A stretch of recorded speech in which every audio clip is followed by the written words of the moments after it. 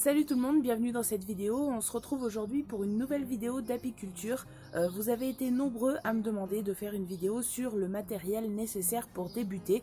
Alors il existe déjà plein de vidéos sur ce thème sur internet, raison pour laquelle je ne l'ai pas fait plus tôt. Mais bon, puisque vous avez été nombreux à me demander de le faire, je me lance.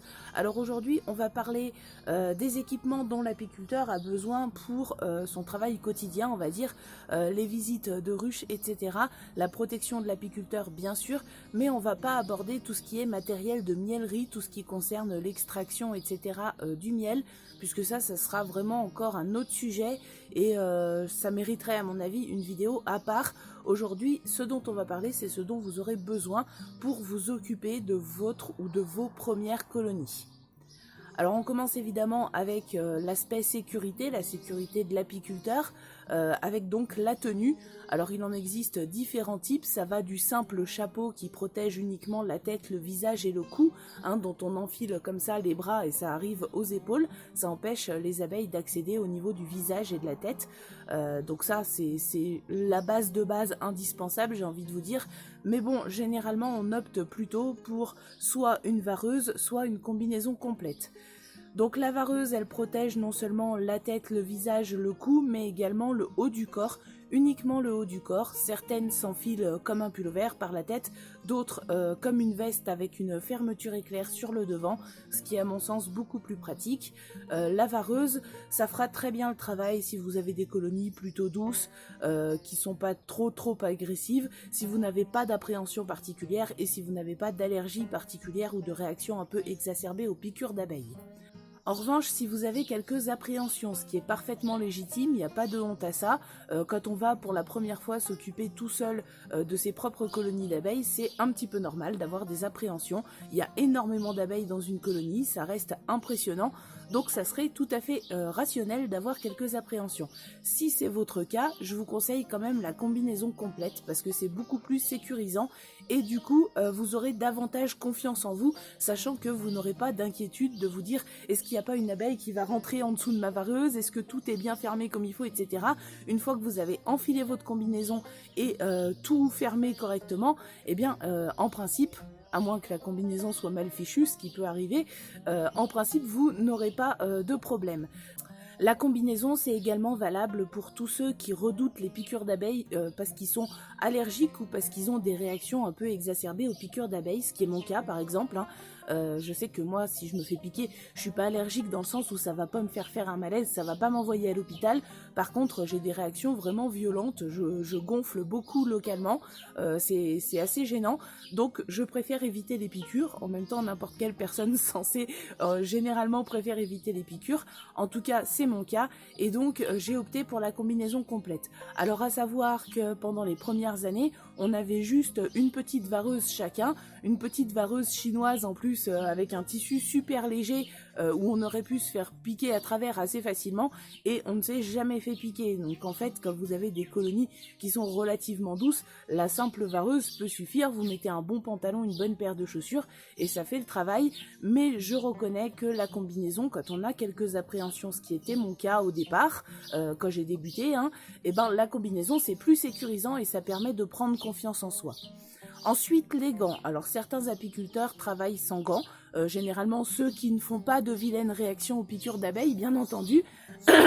Les autres préfèrent évidemment éviter les piqûres, notamment au niveau des mains, puisque quand on a les mains qui triplent de volume à la moindre piqûre, c'est quand même assez désagréable et assez handicapant pour les choses du quotidien pendant plusieurs jours. Ça c'est mon cas, c'est ce qui se passe si je me fais piquer aux mains, j'ai la main qui double de volume et je peux plus m'en servir pendant 2-3 jours, ce qui est quand même assez pénible. Donc personnellement j'utilise des gants. Alors c'est toujours des gants avec une manchette qui remonte sur la manche du vêtement, ou dessous, ça dépend comment on la met. Moi je la mets toujours par-dessus parce que en dessous, si vous avez une abeille qui se faufile par l'intérieur de la manche, elle rentre à l'intérieur et vos gants ne vous protègent pas, alors que quand on l'enfile par-dessus, vous avez la manche de la vareuse ou de la combi qui retombe un petit peu ici au niveau des élastiques et du coup les abeilles ne peuvent vraiment pas rentrer du tout. Donc je préfère les mettre personnellement par-dessus, mais je sais que certains les mettent par en dessous la manche de la vareuse ou de la combi. Ça, chacun fait comme il le sent. Quoi qu'il en soit, les gants, il en existe en cuir ou en plastique, avec la manche qui est généralement en tissu, ou quelquefois en plastique ou en nylon. Enfin bref, beaucoup d'apiculteurs préfèrent les gants en plastique parce qu'ils sont plus faciles à nettoyer et apparemment leur durée de vie serait aussi plus longue.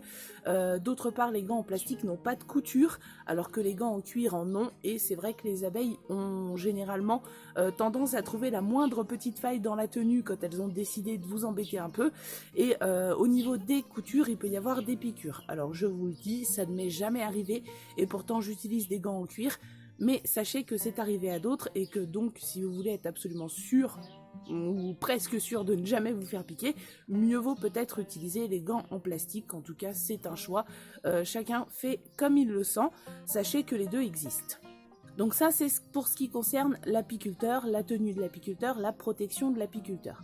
Ensuite, il va y avoir quelques outils qu'on va utiliser. Alors personnellement, j'ai une petite, voilà, j'utilise une petite mallette comme ça, voilà, dans laquelle je mets tout mon petit bazar. Et comme ça, quand je vais aux ruches, j'ai juste à prendre ma mallette, à l'emmener et je sais que j'ai tout ce qu'il faut dedans. Qu'est-ce qu'il y a dans ma mallette ? Alors le premier outil indispensable, et celui-ci est très sale, il faut que je le nettoie, c'est le lève-cadre. Alors moi j'ai ce modèle-là, il en existe différents modèles, il en existe aussi sous forme de pinces qui permettent d'attraper le haut des cadres et de les soulever comme ça. Personnellement j'aime pas du tout, mais je sais qu'il y a plein d'apiculteurs qui les utilisent. Moi j'aime pas, mais voilà, chacun voit, chacun fait comme il veut. Le lève-cadre, c'est l'outil à tout faire de l'apiculteur. Il va s'en servir pour décoller les couvre-cadres, pour décoller les cadres, pour soulever les cadres et pouvoir les sortir plus facilement. Puisqu'il faut savoir que dans une ruche, les abeilles collent absolument tout avec de la propolis. Donc vous êtes obligé constamment de décoller chaque élément que vous voulez retirer pendant une visite. Voilà, donc celui-ci il se présente avec un bout carré, il est très très sale, hein, je vais le nettoyer, avec un bout comme ça plat qui sert à soulever les différents éléments, et de l'autre côté vous avez un crochet qui peut permettre de soulever les cadres comme ça, chose que moi je ne fais jamais, mais là encore chaque apiculteur a ses petits gestes. Certains soulèvent les cadres par le bout, certains les soulèvent sur le côté, bref, peu importe, l'important c'est de trouver le geste qui vous convient à vous et le matériel qui vous convient à vous. Personnellement j'utilise toujours ce genre de lève-cadre. Sachez que ça peut être intéressant d'avoir un petit seau avec des petites pastilles de javel pour tremper votre lève-cadre dedans entre deux ruches pour éviter de transmettre des maladies d'une ruche à l'autre. Vous allez me dire, vu l'état de ton lève-cadre, tu dois pas le faire souvent. Eh bien détrompez-vous, c'est simplement que, encore une fois, les abeilles mettent de la propolis absolument partout et il suffit que vous visitiez 3 ruches pour que votre lève-cadre se retrouve comme ça couvert de propolis. C'est pas de la rouille, hein, c'est de la propolis. Voilà, donc le lève-cadre, c'est la base, c'est l'outil dont vous ne pourrez pas vous passer. De toute façon, sans lève-cadre, vous ne pouvez pas visiter une ruche, c'est juste impossible puisque vous ne pourrez rien décoller, vous ne pourrez même pas l'ouvrir. Donc le lève-cadre, c'est la base. Ensuite, la balayette. Alors personnellement, je déteste. J'ai dû l'utiliser 3 fois, dont une fois où vous m'avez vu le faire quand j'essayais de récupérer les seins qui étaient posés sur le mur et j'essayais de balayer les abeilles. Alors les poils sont très doux, hein, ça blesse pas du tout les abeilles. Ne vous imaginez pas que vous allez les écraser quand vous balayez comme ça. C'est des poils très très doux. Je sais pas en quoi ils sont, mais ça peut servir aussi si vous voulez par exemple récupérer un cadre dans une ruche pour le mettre dans une autre et retirer les abeilles sur ce cadre. Pour ceux qui font du greffage aussi, c'est-à-dire prélever des petites larves dans un cadre pour faire élever des reines des abeilles, là aussi vous devez retirer les abeilles du cadre. Donc la balayette sert tout simplement à faire partir les abeilles du cadre pour les remettre dans la ruche. Personnellement, quand j'ai besoin de faire ce genre d'opération, c'est-à-dire retirer les abeilles d'un cadre, je prends le cadre, je le secoue comme ça d'un coup sec et la plupart des abeilles tombent dans la ruche. Donc s'il en reste quelques-unes, je tape un petit coup comme ça sur la tête de cadre, ça les fait tomber dans la ruche, ça prend 2 minutes et ça les énerve beaucoup moins que la balayette. Personnellement, la balayette, je déteste. Là, je l'ai mis dans ma mallette simplement pour vous la montrer, mais d'habitude, elle n'y est pas. Elle reste dans le placard avec les autres affaires d'apiculture, puisque je ne m'en sers pas. J'aime pas du tout. Un autre accessoire absolument indispensable à l'apiculteur, c'est l'enfumoir. Alors celui-ci n'est pas de première jeunesse, mais enfin, il fonctionne toujours. C'est toujours le même depuis le début, donc vous voyez que ça dure quand même assez longtemps. Alors l'enfumoir, il produit, comme son nom l'indique, de la fumée. Une fumée froide, évidemment, pour ne pas faire un barbecue d'abeilles. Alors contrairement à ce qu'on entend quelquefois de la part de certaines personnes qui n'y connaissent rien, la fumée n'endort pas les abeilles, la fumée ne rend pas les abeilles apathiques et la fumée ne rend pas les abeilles plus sympas. La fumée fait simplement croire aux abeilles qu'il y a un potentiel risque d'incendie et donc elles vont se gaver de miel pour se préparer au cas où elles seraient obligées de quitter leur ruche pour aller s'installer à un nouvel endroit si l'incendie arrivait jusqu'à elles. Pendant qu'elles se gavent de miel, elles sont occupées à autre chose et donc elles vous laissent un peu plus tranquille pendant que vous faites vos manipulations. Le deuxième effet de la fumée, c'est de perturber un petit peu les messages des abeilles, les messages que les abeilles s'envoient grâce aux phéromones. De cette façon, si les gardiennes qui sont à l'entrée de la ruche envoient un message d'alerte quand vous arrivez pour visiter la ruche, grâce à la fumée, ce message ne mettra pas toute la colonie en panique et toute la colonie en mode défensif, ce qui vous évitera d'avoir quelques problèmes. Donc en gros, la fumée, elle est là pour vous permettre de canaliser un petit peu la situation, pour la garder sous contrôle, mais elle ne rend pas les abeilles apathiques, endormies ou plus sympas. Si vous avez une colonie très agressive, ça arrive. Bon, personnellement, je touche du bois, j'ai jamais eu de colonie très agressive, mais j'en ai vu chez d'autres apiculteurs et notamment chez mon beau-père, ça arrive. Quand vous avez une colonie très agressive comme ça, la fumée ne va pas les empêcher d'essayer de vous piquer. Faut qu'on soit bien clair là-dessus. Par contre, ça va éviter que vous vous retrouviez avec toute la ruche aux fesses qui vous saute à la figure, etc. Ça vous permet de les repousser un petit peu quand elles viennent trop vous embêter. Ça vous permet de les canaliser. Ça permet aussi d'envoyer un petit peu de fumée sur le dessus des cadres de façon à faire descendre les abeilles dans la ruche. Et comme ça, vous pouvez attraper les cadres sans risquer d'écraser la moitié des abeilles, ce qui est quand même intéressant, on est bien d'accord. Voilà, donc c'est à ça que sert la fumée, ni plus ni moins. Alors, petite information à savoir quand même avec la fumée, on en fume un petit coup à l'entrée en général, en tout début de visite pour prévenir les abeilles qu'on va intervenir sur la colonie. Mais par contre, on n'en fume jamais comme ça dans les hausses à miel, ni même directement en direction de l'intérieur de la ruche. Le but n'est pas d'asphyxier tout le monde, ni de donner un parfum fumé au miel, parce que le miel fumé, c'est à mon avis assez moyen. Donc on n'en fume jamais dans les hausses à miel, et même quand on en fume les abeilles au niveau du corps de ruche pour faire une visite, on n'en fume jamais comme un bourrin, vers l'intérieur de la ruche. Alors là, c'est le meilleur moyen pour le coup d'obtenir l'effet totalement inverse et d'énerver vraiment tout le monde.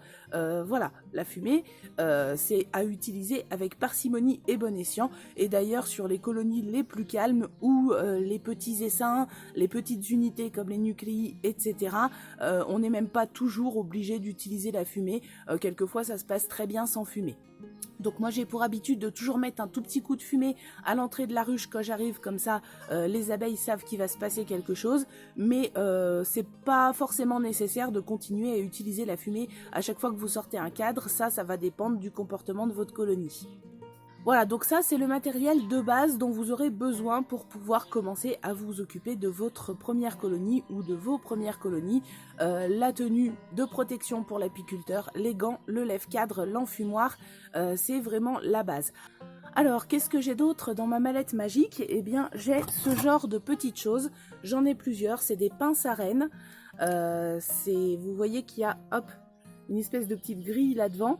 Quand vous voyez la reine sur le cadre, vous pouvez juste l'attraper comme ça avec la pince. Imaginons que ça c'est votre cadre. Vous pouvez l'attraper comme ça avec la pince et la mettre dedans. Les abeilles peuvent entrer et sortir par cet espacement qui a le même espacement qu'une grille à reine. En revanche, la reine, elle, reste dans la pince. Ça peut vous permettre d'isoler la reine pour ne pas risquer de l'écraser accidentellement pendant la visite. À ce moment-là, vous la posez de préférence pas en plein soleil, sur le dessus de la ruche pour que les abeilles sentent ces phéromones et se rendent compte que leur reine est toujours là. Mais vous pouvez de cette façon continuer votre visite sans risquer de blesser la reine.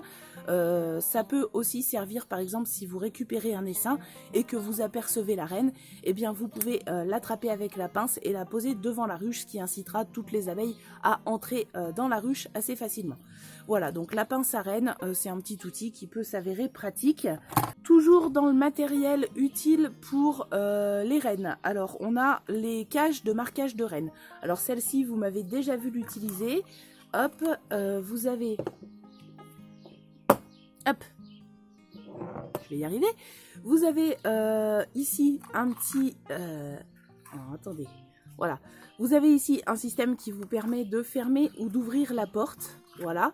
Cette porte, comme pour la pince à reine, a l'espacement d'une grille à reine, ce qui fait que les abeilles peuvent sortir, mais pas la reine parce qu'elle est un petit peu plus grosse.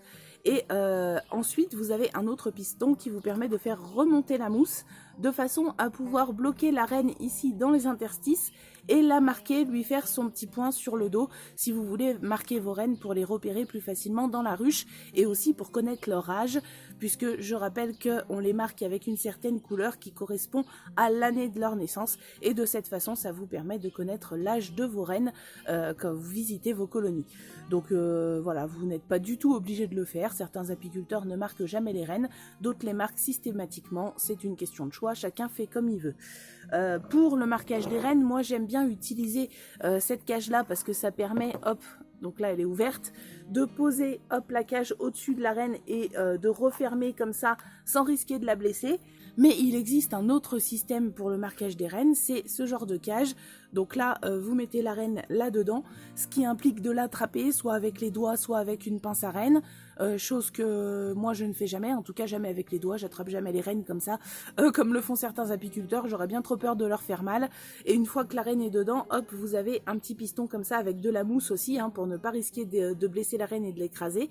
Et vous faites remonter le petit piston pour la coincer ici et pouvoir lui faire son petit point sur le dos à travers cette petite grille. Voilà, donc ça c'est pareil, c'est pas indispensable, sachez que ça existe si vous voulez marquer vos reines, ce qui vous permettra encore une fois de connaître leur âge et de les repérer plus facilement dans la ruche lors de vos visites, mais c'est pas indispensable. De toute façon, quand vous faites une visite, ça on le verra quand on fera des visites de ruche, si vous voyez de la ponte, des jeunes larves, c'est que votre reine est bien là, et à vous de faire très attention bien sûr pendant les manipulations pour ne pas risquer de l'écraser, hein, ou d'écraser le moins d'abeilles possible bien entendu. Voilà, donc ça c'est pas du tout obligatoire, mais ce qui va avec ces petites cages de marquage de reine, eh bien c'est les feutres Posca. Voilà, les feutres Posca, donc c'est des feutres de peinture acrylique qui servent à marquer les reines. Alors moi j'utilise le Posca, mais c'est vrai que beaucoup d'apiculteurs n'aiment pas le Posca parce que ça a quelquefois tendance à s'effacer avec le temps. Donc ça c'est un petit peu pénible. Il existe aussi des vernis, mais moi j'aime pas, je trouve que ça a une odeur désagréable et j'ai toujours peur que ça ne plaise pas aux abeilles et qu'elles finissent par faire du mal à la reine à cause de l'odeur. Il existe aussi des petites pastilles qui se collent sur le dos de la reine avec un petit point de colle. Là encore j'aime pas trop, mais bon, chacun fait comme il veut. Personnellement j'utilise le Posca parce que je trouve que ça n'a pas d'odeur, ça sèche très vite, vous embêtez pas votre reine longtemps, vous lui faites son petit point sur le dos, vous la laissez sécher quelques minutes et hop elle retourne dans sa ruche. On l'embête pas longtemps, ça n'a pas d'odeur, il y a pas vraiment de risque à mon avis que les abeilles s'en prennent à elle ou ne la reconnaissent pas à cause de l'odeur du produit. Voilà, donc c'est pour ça que j'utilise ça. Voilà, donc j'espère que cette petite vidéo d'apiculture vous a plu. Je l'ai publiée volontairement le mercredi, alors qu'habituellement je publie pas le mercredi, puisque certaines personnes m'ont fait remarquer que les vidéos d'apiculture ça les ennuyait parce que ça faisait pas partie du jardin, etc. Maintenant je rappelle que la chaîne n'a jamais été consacrée que au jardin et au potager. La chaîne a toujours parlé de la production de nourriture en général, ce qui inclut également les petits élevages, donc les poules, les lapins, les volailles, etc. Et ce qui inclut aussi pour ma part l'apiculture. Voilà, donc non, je ne vais pas créer, comme on me l'a demandé, une nouvelle chaîne à part pour parler que d'apiculture, parce que déjà j'ai pas du tout le temps de m'occuper de 2 chaînes YouTube. Déjà une, ça prend un temps colossal, donc 2, c'est même pas la peine d'y penser. Donc je continue à tout publier ici sur la chaîne Le Jardin d'Alekid, en tout cas toutes les vidéos un peu montées et tout, hein. Vous savez que j'ai une chaîne secondaire où je publie des fois des petites choses comme ça qui ne trouvent pas forcément leur place sur la chaîne, mais bon, ça c'est pas une chaîne dont je m'occupe vraiment, c'est juste voilà, pour partager des petites choses supplémentaires pour ceux que ça intéresse. Mais toutes les vidéos un petit peu travaillées continueront d'être publiées ici, sauf que quand je ferai comme ça une vidéo d'apiculture, eh bien je la rajouterai en plus des vidéos que je fais habituellement, de façon à ce que tout le monde puisse y trouver son compte. J'espère que de cette façon ça vous conviendra. En tout cas, je vous souhaite à tous une excellente fin de semaine et je vous dis à vendredi pour une prochaine vidéo.